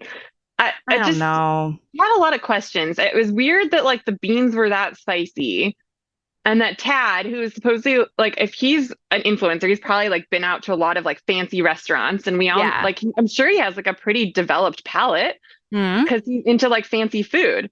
So how is he not eaten spicy food before? I don't know. It doesn't track. I don't know. And this is where he offers to make Ralph the survival blog, and I was certain about it, but I should have known when they did this bean thing that like there was no sex to be had here, and I didn't know. I was like, surely Netflix wouldn't do that to me. Surely they're like, what's the most unsexy food that someone could be eating? How about spicy beans? Spicy beans, so that you know that there is no butt sex occurring. Think about how they're gonna smell later, you guys. Just so you know that even after we cut away from the scene, it's not sexy. Ugh. I didn't realize it. I was just so hopeful, is what I was. Now, Alejandra, the grandmother, buys Lindsay Lohan a slutty red dress, and I liked it. I know. I was like, all right, Granny, get your son laid. Yeah. Okay. Yeah, absolutely. And that dress, she looked fucking fabulous in that dress. Oh my God. Her boobs I was just like, I can see it. It's one of those a lot of times in movies where they have the main character come down in their like transformation makeover dress. I'm like, it's fine. Okay. Yeah. It's fine. Like they look fabulous the rest of the movie. But in this one, I was like, oh damn, okay. I would fall in love with her wearing this dress. And then they immediately cover it up with like this hideous baggy sequin blazer. I've never been more angry at a garment in my life. Like, and it's not even that's covering up her amazing rack. It's just so ugly. It doesn't match the rest of the outfit. It was the wrong choice. Everything about it. And you know, like my favorite thing though is that she makes sure to make her entrance in just the spaghetti strap red, my boobs are, you know, just on a shelf right here for you dress. And then afterwards, she puts on this terrible sequin blazer situation. And I was like, you know what? At least she knew, she knew how good she looked. And she was going to make sure that Jake saw her in just the dress at least one time. I know, but like, honestly, for the rest of us watching this movie, why? Was it too slutty? Were they like, oh no, like it's not wholesome if we show how, like then don't cast Lindsay Lohan. Like don't put someone that hot in your movie if you're not going to use her to her fullest extent. Yeah. Give me the shoulder footage, Netflix. Okay? Yeah. Come on. Yeah. Jesus. Anyway, I'm offended. I know. He says she looks beautiful. And then they have this awkward moment because Alejandra, who is, I guess, the best wing grandma ever, is like, Avi, come make fictional hors d'oeuvres with me. Bye. And takes the daughter out of the room. So they end up trying out the dance floor. And she says, oh, I bet people will be coming soon. And he says, is it weird if I say I don't really want them to? And then they almost kiss. But then the gregarious mayor walks in. And his voice booms across the dance floor because the whole town is here now. Yes. It's time to have a party. I do like that they explained the fact that everybody was late is that they were all stuck behind a snowplow, which, again, from a writing perspective, I was like, you know what? I buy it. Like, Fair. You've filled in this plot hole sufficiently enough for me to be okay with it. Yeah, absolutely. Yeah. And then she says that he needs to do a speech. And she apparently has not spoken to him about said speech at all, even though this is supposed to be a sneaky fundraiser. Right. He's like, I have no idea what I would say.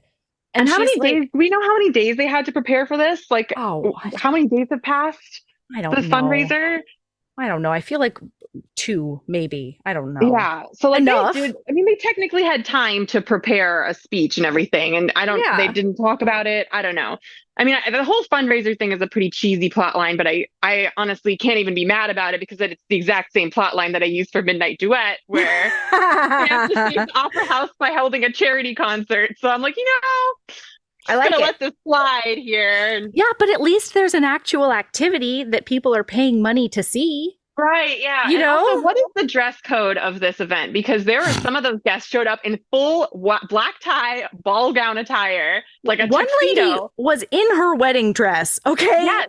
Yeah, no, they were like, that was the couple that has initially said that they were too poor to stay there. So and they've clearly like made it rich now. Yeah. So I actually had a lot of questions about their characters. Like they put as extras, like put the effort into their backstories. They came up with the whole thing. They did. Everybody else just showed up in like business casual office wear and like a Carhartt jacket. Yes. No, she was dressed in her wedding dress. He was dressed like Mr. Peanut and everybody was working it. It was nuts. So he doesn't even say out loud that the inn is having trouble. He's like, there's a situation with the inn. And then a random dad from town is like, oh God, let's make this stop. Let's put this fucker out of his misery. And so he comes out of the crowd and is like, you gave my absolutely tragic son ski lessons for years and I never paid you. So here's some monies for payment times. And Jake's like, oh my God. And it's actual parchment paper. It seems like these checks are they took the paper out of the front of Bibles that were in an old hotel. And they're so flimsy. I don't know what's happening. And then the couple is like, you didn't charge us for our honeymoon when we were poor. And now he's dressed like Mr. Peanut. So open up your pockets. And then the mayor's like, not only am I making a personal contribution, but this is now a historical landmark. Yeah, this is what is interesting to me is like he lets these people donate all this money, and then he's like, by the way, you didn't even need to do this because we could have easily just designated this as a historical landmark this entire time. A very simple solution that could have been arranged, like if you like, like, we could have solved this problem. Like the money just seems superfluous at that point. Mm-hmm. So it's like, yeah, we can use this money for renovations. Okay. Great Maybe stuff. you can hire a housekeeper. Jen, stop talking sense. All right, don't do that. Not in this house. Tad and I have a business plan for this hotel. It's true. We're turning it around. Yeah. Oh, meanwhile, the dad has come home a while ago, and he's like, "I'm sorry, nobody's seen my daughter in 4 fucking days. What's happening around here?" And at the sheriff's, oh my God! Now we go back to the sheriff's office. Because he has found Ralph's note that says, "We're hiking to the road in the pass. Please save us." Ralph. It also makes no sense. Like, why? Did he want to be saved? Like, I don't know. This is what I'm saying. I thought it was a random, like, excursion that Ralph planned so that he could worm his way into Tad's heart. And apparently not. Apparently they're just disaster assholes. I don't know. But like if Ralph knew that he was wanted for the horrific crime of, quote, poaching on government land, which we actually never see happen. Was the ice fishing supposed to be poaching? I don't think that's poaching. Maybe. Listen, fishermen, get at us. I don't know enough about fish and wildlife law. But yeah, I thought that was just for mammal, like land animals. Where do you where do you go hunting then, if not government land? Private land? Yeah. I'm so confused. Yeah, well, but so maybe it's just having to do with like permits and seasons, you know? So they've spent like all of their one sheriff resources trying to track down this man who didn't pay for a fishing permit. Yeah, that's the one. Yeah, that sounds right. Recurring, like he's got a known record of not paying for his fishing permit. Yeah, he's a criminal. To the point where they need to put him in handcuffs. So they bring Ralph into the sheriff's office in handcuffs, and Tad is flitting around behind him, being like, "This man is a hero. He saved my life. You cannot arrest him. He needs a medal." Like he is going so hard for Ralph's honor. And the dad is like, "Oh, hello, I'm here too. The fuck, man? Where's my daughter?" Yeah. And Tad's like, "I don't know." And the sheriff's like, "Don't worry, everyone. I know where she is." And so they go, oh, and then Tad tells the dad that they're engaged. And Ralph is forced to put all of his feelings aside and congratulate Tad on his engagement to another person. Right. And I thought that was just cruel. Heartbreaking. Yeah. And then Tad just like abandons him. He's like, "Don't lock him up. Bye." They don't even like exchange numbers, nothing. And also it just did not track to me that like Tad doesn't even mention that his fiance is like possibly dead. Yeah. Until we see the dad be like, "Where's my daughter?" And then you see like the amazing acting from the guy who plays Tad. Like that quick second, like, "Oh fuck. I forgot about my fiance because I was so in love with Ralph, and I might be held criminally liable for her potential death." Oh, I know. It's because of that nose wind that evil Santa did, Tad.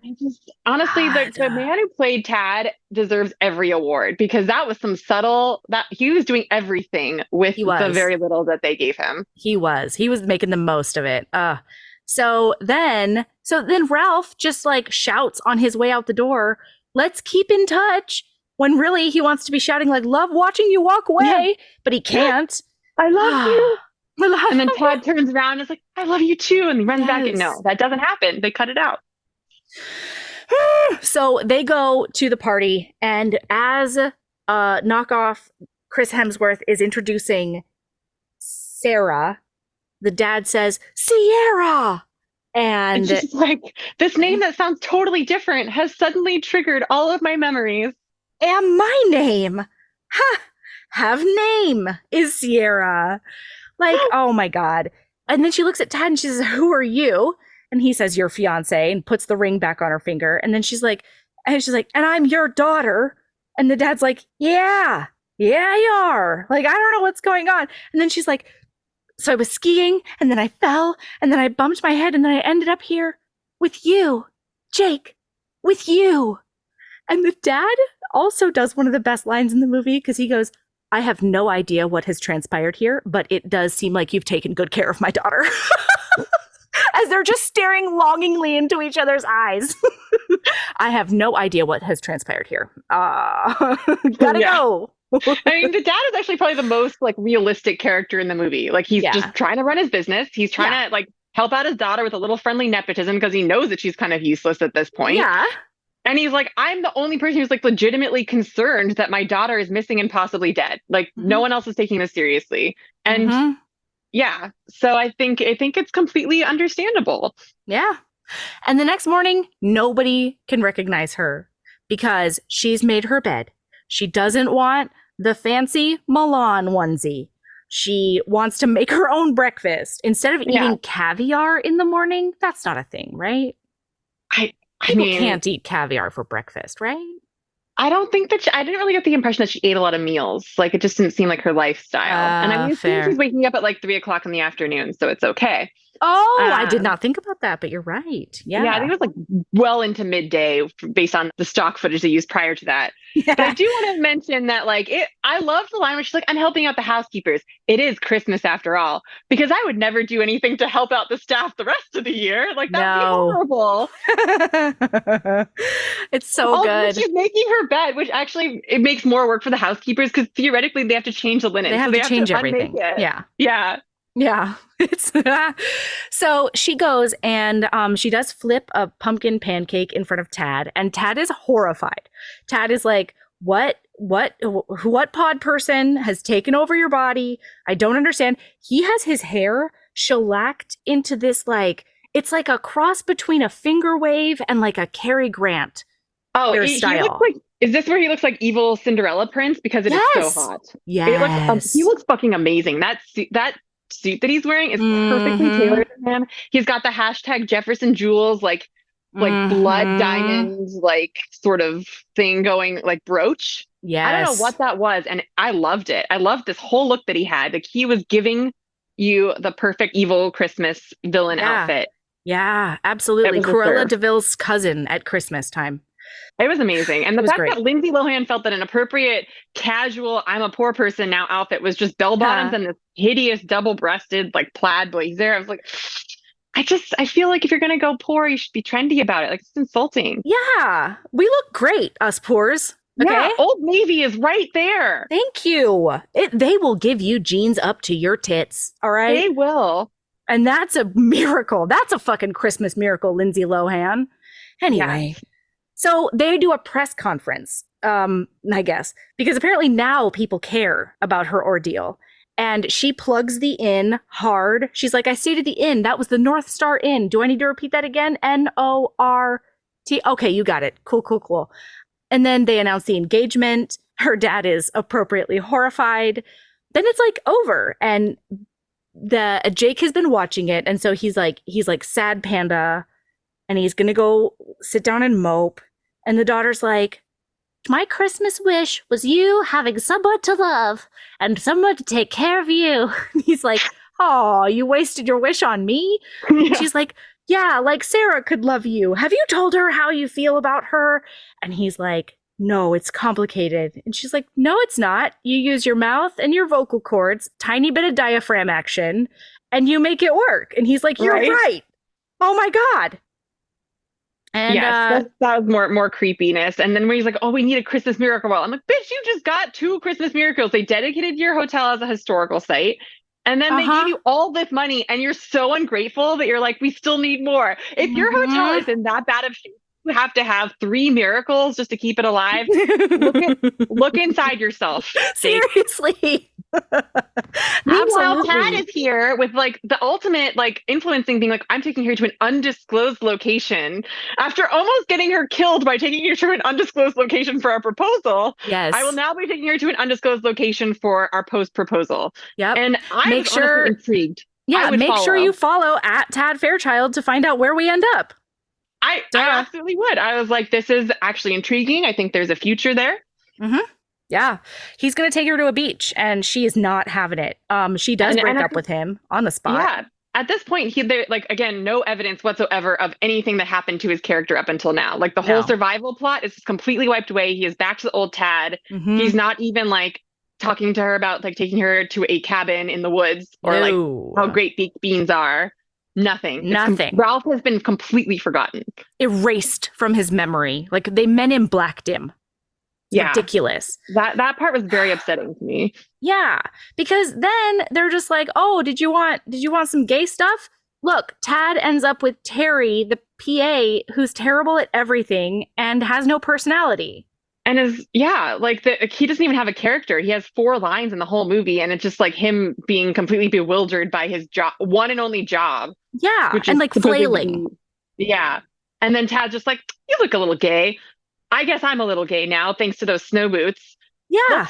Let's be together. I don't know. At first, I wasn't even sure if it was like romantically coded or whether he was just like, oh, like I need a glam squad. But I know, I couldn't tell either.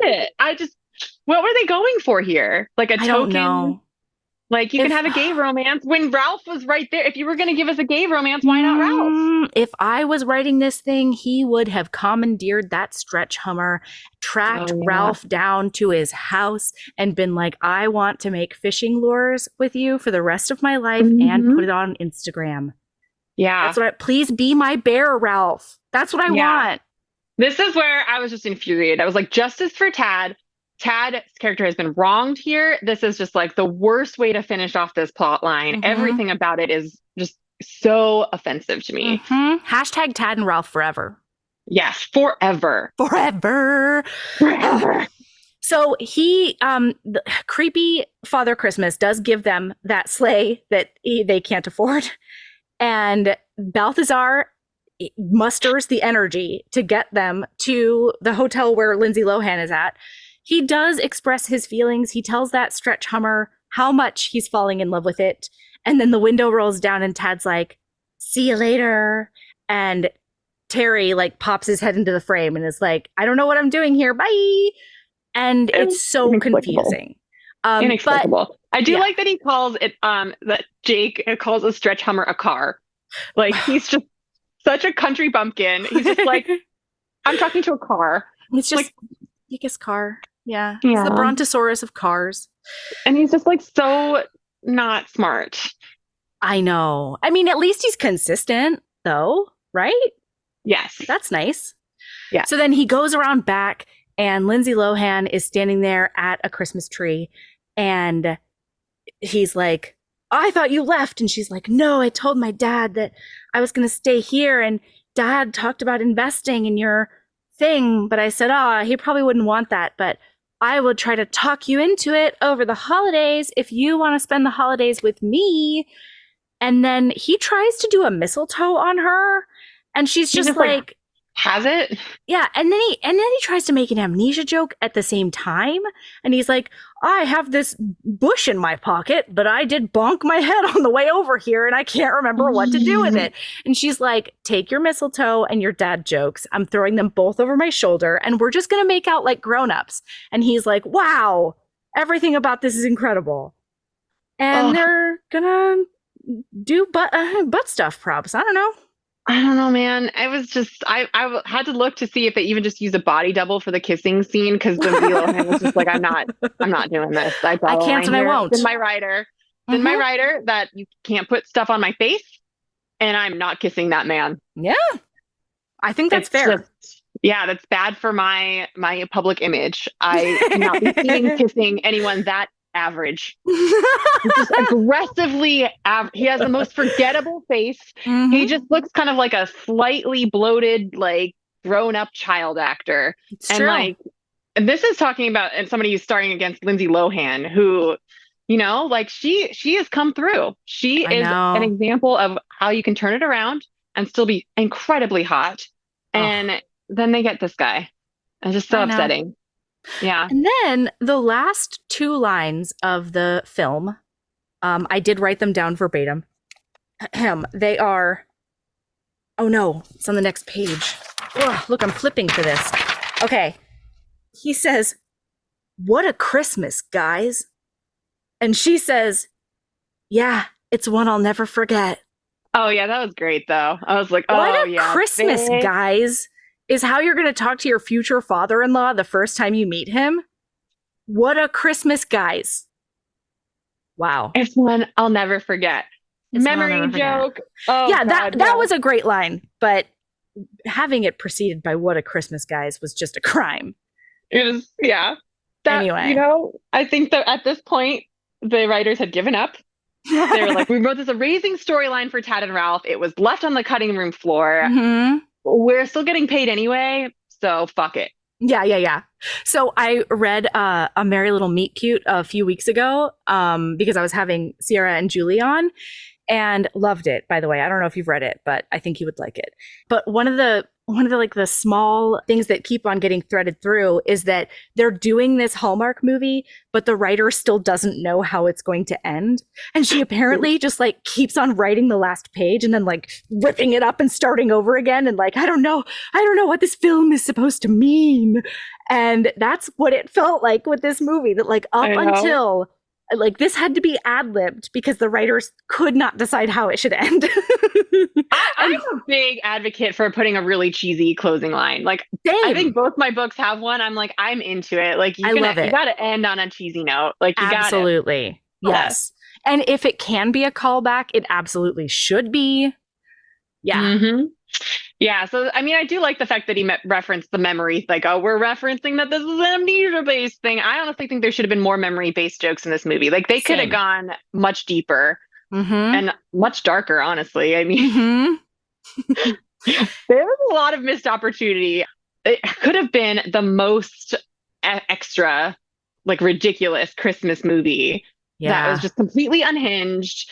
You know, like they could have gone over the top and really sold it to us as this tongue-in-cheek. It could have been fun of it. Yeah, it could have been the next Princess Switch. That's what I was hoping for. Yes. And honestly, if they had followed through with that Ralph and Tad plot line, I would have been like, this is actually very fresh. Like they took it in a different direction than we expected. It is really, you know, it's not super. It felt like it wasn't just cookie cutter trope stuff like the rest of the movie was. Right. Yeah. Okay. But I did enjoy myself. I had a great time. And I want to applaud that they found one more use for that drone shot of the hotel pool as they flew away. Just one more. Those ski bunnies were working it. I'll tell you that much. They were the best actors in this movie. It is so good. Oh God, it was so good. Okay.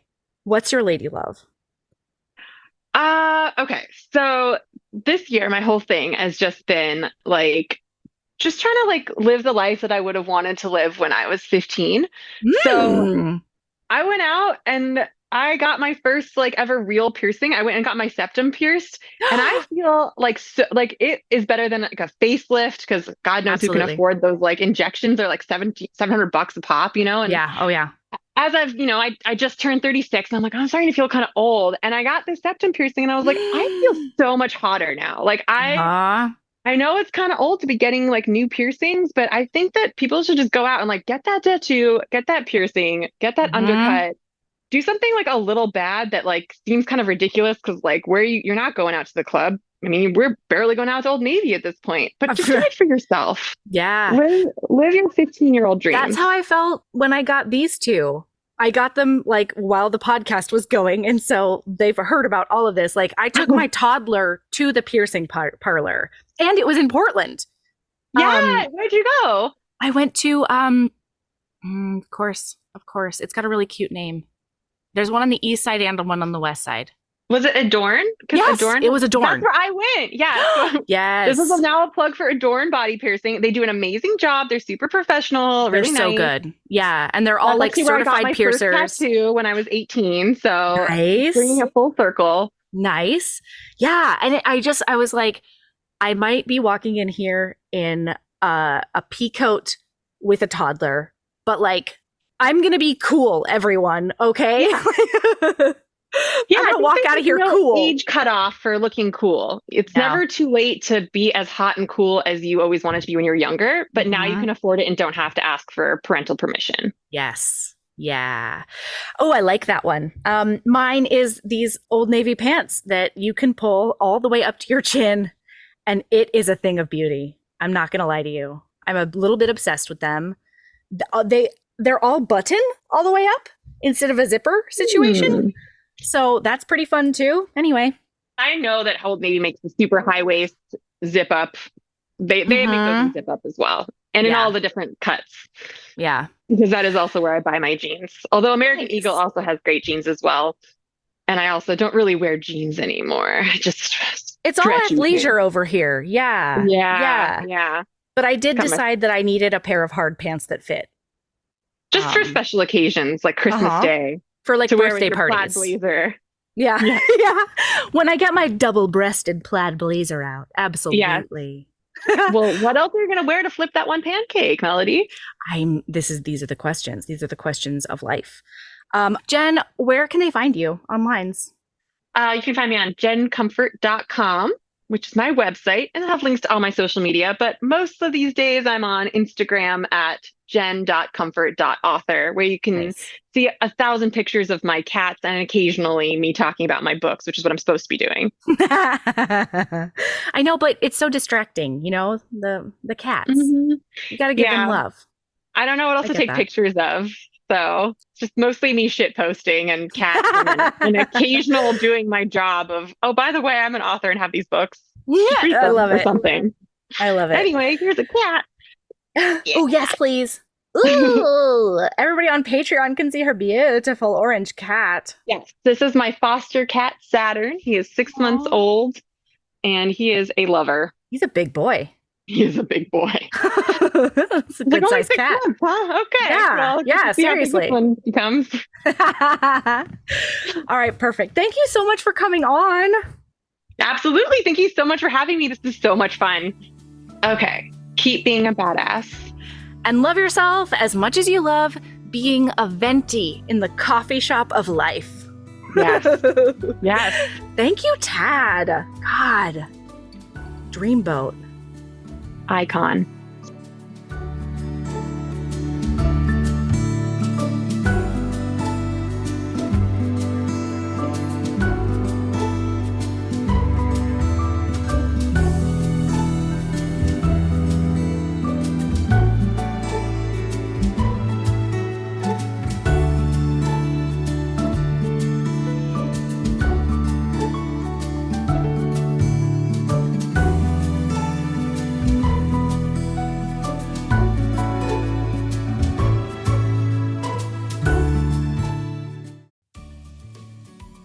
Hey, you. Yes, listener, you. Are you loving the show? If so, please leave a rating and review in your podcast app. The 90 seconds you take to say something nice not only helps new people find the show, but it makes me super smile over at HBHQ. Also, I've had a few people ask, and the answer is yes. We are still doing the 5-star bribe. If you leave us a review with 5 stars, then we'll do whatever book you want. We're real deep into the list though, so it might be a while. Lilas! Okay, back to the show.